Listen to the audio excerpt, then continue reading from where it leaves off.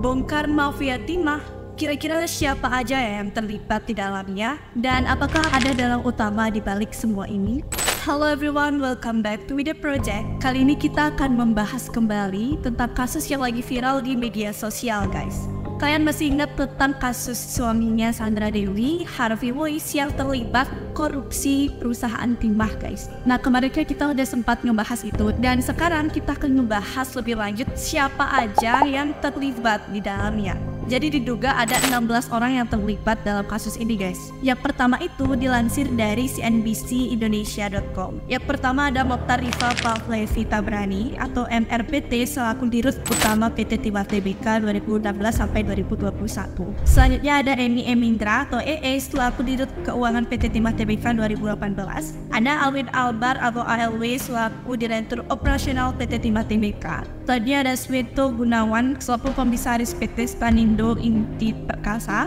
Lalu ada MB Gunawan selaku Dirut PT Stanindo Inti Perkasa. Ada juga Hasan Yi selaku Dirut CV Vedus Inti Perkasa. Ada Kwang Yung alias Guyung selaku mantan Komisaris CV VIT. Ada juga Robert Ingdarto selaku Direktur Utama PT SBS. Lalu ada Tamron alias Aon sebagai pemilik manfaat atau Benefit Official Ownership CV VIP. Ada Achmat Albadi selaku Manajer Operasional CV VIP.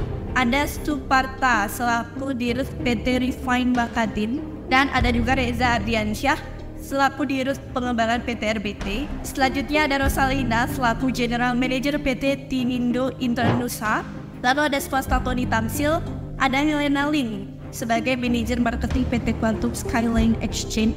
Dan yang terakhir ada Harvey Moise perwakilan dari PT RBT. Nah, Harvey Moise merupakan suaminya Sandra Dewi, guys, yang kemarin sudah kita bahas keterlibatannya di dalam kasus korupsi ini. Dari ke-16 tadi, kira-kira siapa ya yang menjadi dalang utama kasus korupsi ini terjadi? Coba kita cari tahu dalang utamanya siapa dari kronologi kejadian atau fakta-fakta dari korupsi kali ini. Jadi guys, dilansir dari detik.com, pada 2018 tersangka ALW selaku Direktur Operasi PT Timah Tbk periode 2017 sampai 2018 bersama tersangka MRPT selaku Direktur Utama PT Timah Tbk dan tersangka EE selaku Direktur Keuangan PT Timah Tbk menyadari pasokan biji timah yang dihasilkan lebih sedikit dibandingkan dengan perusahaan smelter swasta lainnya. Hal itu diakibatkan oleh masifnya penambangan liar yang dilakukan dalam wilayah IUP PT Timah Tbk.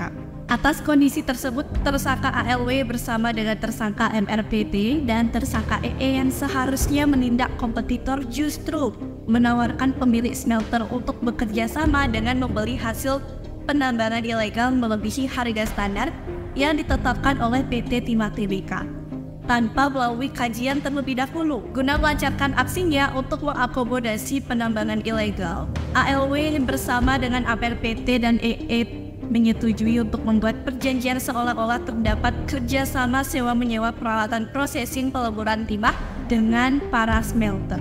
Kasus korupsi tersebut mengakibatkan kerugian lingkungan hingga 271 triliun. Kejagung menyampaikan kerugian lingkungan berdasarkan perhitungan ahli lingkungan dari Institut Pertanian Bogor, Bambang Heru Saharjo. Bambang menyebut setidaknya kerugian kerusakan hutan di Bangka Belitung akibat kasus ini mencapai 271 triliun. Di kawasan hutan, kerugian lingkungan ekologisnya itu 157,83 triliun, ekonomi lingkungannya 60,276 triliun, dan pemulihannya itu sekitar 5,257 triliun. Total untuk yang di kawasan hutan itu adalah 223 triliun, dan yang non kawasan hutan biaya kerugian ekologisnya mencapai 25,87 triliun. Dan kerugian ekonomi lingkungannya 15,2 triliun. Lalu pemulihan lingkungan itu sekitar 6,629 triliun.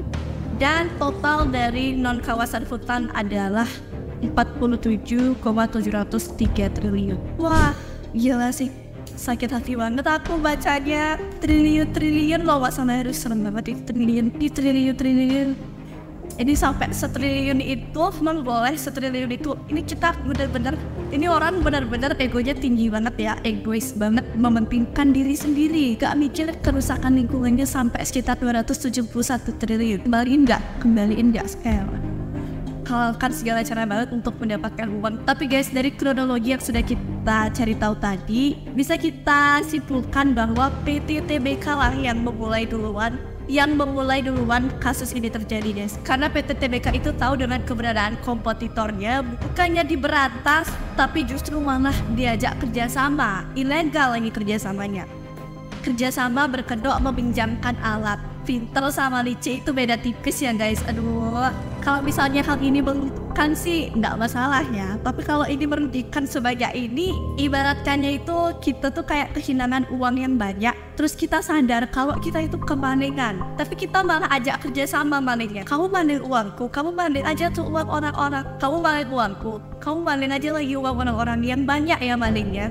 Biar nanti hasilnya bisa kita bagi dua. Ibaratnya kayak gitu dong, guys.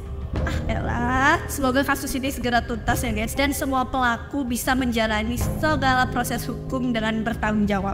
Bersama-sama kita berantas korupsi, guys. Jadi kita doakan saja semoga hal-hal seperti ini atau kejadian korupsi di negeri ini bisa diminimalisir atau bahkan sampai tidak ada lagi, yang guys. Aku emosi banget sih baca berita hari ini. Gimana pendapat kalian tentang kasus kali ini? Coba tuliskan di kolom komentar, karena aku mau tahu juga gimana sih emosi kalian dengan berita hari ini. Dan segitu dulu pembahasan kita di video kali ini. Jangan lupa untuk like, comment, dan subscribe channel Widya Project. Dan jangan lupa untuk nyalakan notifikasi kalian untuk selalu mengetahui update terbaru dari Widya Project. Thank you so much for watching and see you next video. Bye-bye.